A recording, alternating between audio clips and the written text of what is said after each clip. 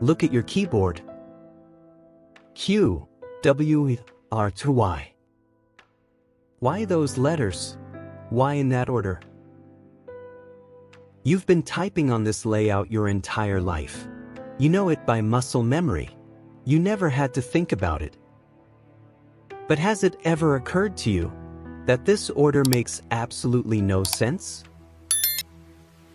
The most used letter in the English language is E. It's in the middle row, fair enough. But the second most used letter is T. It's also there. But the third most common letter? It's tucked away on the left.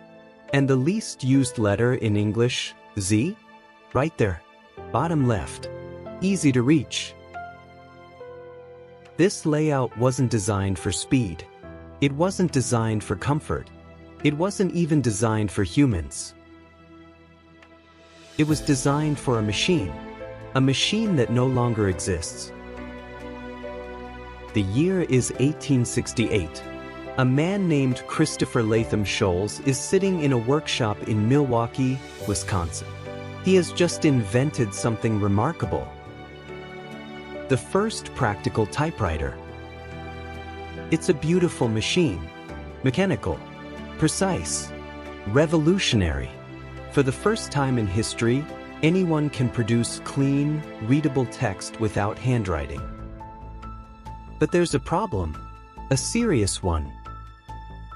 When people type too fast, the metal arms inside the machine, called type bars, crash into each other. They jam. They stick together. The whole machine locks up. And in 1868, fixing a jammed typewriter wasn't quick. It meant stopping everything, reaching inside, pulling the arms apart by hand. Sholes needed a solution.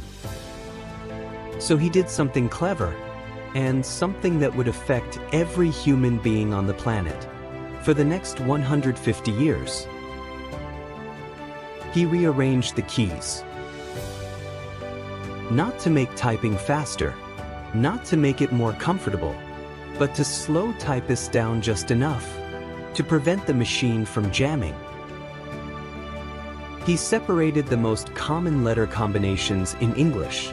Letters that appear together frequently, like T and H or S and T, were placed far apart on the keyboard, so that typing them required moving your fingers across the board, taking just a fraction of a second longer.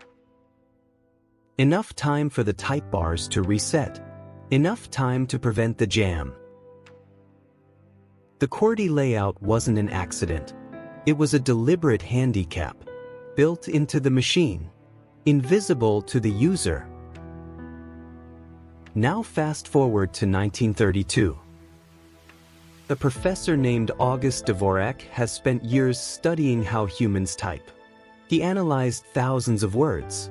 He mapped which fingers are strongest, which movements are most natural, which layouts reduce fatigue. And he designed a new keyboard, the Dvorak layout. On the Dvorak keyboard, the 5 vowels sit together on the left side of the home row. The most common consonants sit on the right. Your fingers barely need to move. Most typing happens on the strongest, most comfortable row. Studies showed that Dvorak typists were faster. They made fewer errors. Their hands traveled up to 60% less distance across the keyboard. It was, by almost every measure, a better keyboard. And almost no one uses it. But because by 1932, QWERTY had already won. Millions of typewriters had been manufactured. Millions of people had learned to type on QWERTY. Thousands of typing schools had built their entire curriculum around it. Switching to a better system meant retraining every typist in the world, replacing every machine, rebuilding every curriculum. The cost was too high, not financially, psychologically.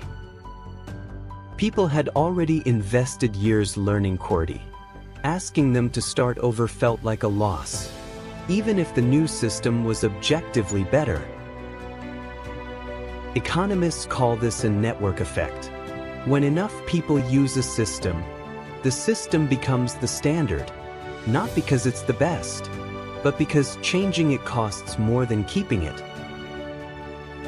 And then computers arrived. The typewriter was gone. The metal arms were gone. The jamming problem that created QWERTY in the first place was gone.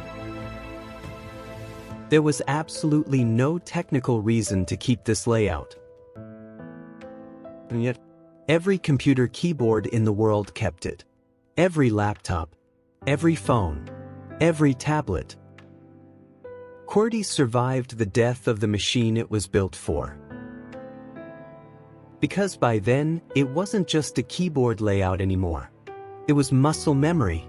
It was infrastructure. It was the invisible standard that billions of people had built their lives around. Think about what that means. Every time you type a message, send an email, write a document, you are using a system designed in 1868, designed not to help you, but to protect a machine from breaking.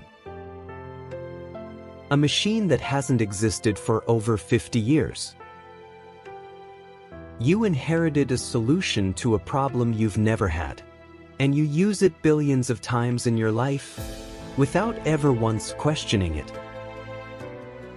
The world is full of systems like this, designs built for problems that no longer exist, standards created by constraints that disappeared long ago. But because enough people adopted them, they became permanent, invisible, unquestioned. That's what makes them so fascinating and so worth noticing. You've been typing on a 150-year-old workaround your entire life. Now you know exactly why. If this made you see something ordinary in a completely different way, that's exactly what this channel exists for. Hit like. It helps this reach people who type every day without ever asking why. And subscribe, because the next video reveals the hidden reason behind something else you use constantly, without ever questioning where it came from. See you there.